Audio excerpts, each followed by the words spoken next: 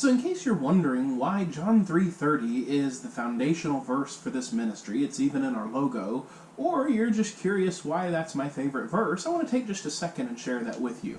So John, the big book of John, not the little Johns, 1st, 2nd, and 3rd. So John chapter 3, verse 30. And to understand why that's my favorite verse, well, let's read it real quick. So John 3:30, he must increase, but I must decrease. And if you just read that verse, you're probably wondering why that would be a favorite. It's really short and it just doesn't make a whole lot of sense on its own if we're honest. But when you understand the context around that verse and what's actually going on, that is an incredibly powerful verse and an incredibly powerful statement.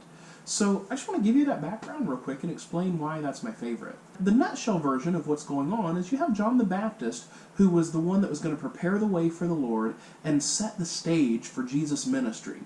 And then you have Jesus arriving on scene. So it's pretty simple to understand. Okay, one guy prepares and one guy is the guy that was being prepared for, just like a concert or something, although obviously much more important.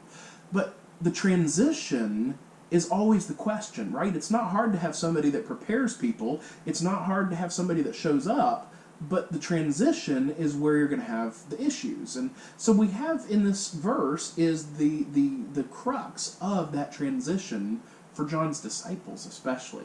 So what's going on, I know, I'll get to it. So what's going on is John the Baptist is doing his ministry, and his disciples show up and they say, hey, this Jesus guy over here, he's getting more popular than us, John, you should do something. And that's the Aaron paraphrase.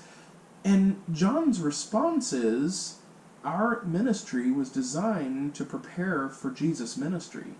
So it's natural and good that we lose popularity, if we want to put it in those terms, and that he gains popularity, to put it in those terms. Now, specifically in context of this verse, they were talking about baptisms, but you can see the human pride coming out in those disciples. So John's response, the actual verse, is he, speaking of Christ, must increase, but I must decrease. So Jesus' ministry has to grow and flourish, and mine has to diminish. There's a trade-off. There is a transition.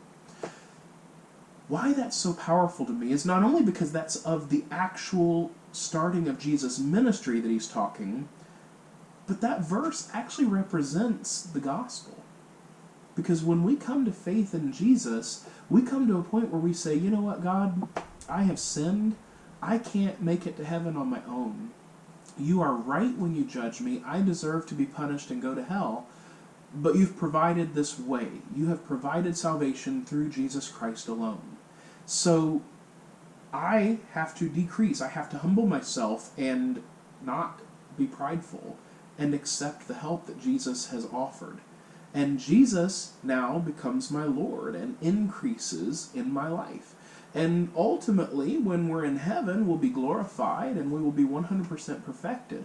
But in the meantime, our old ways are still perishing as the new ways are growing and maturing. So there's a picture of the gospel in that verse, and that's also the process of sanctification. Because the whole point of sanctification is that old way dying and the new way growing in new life.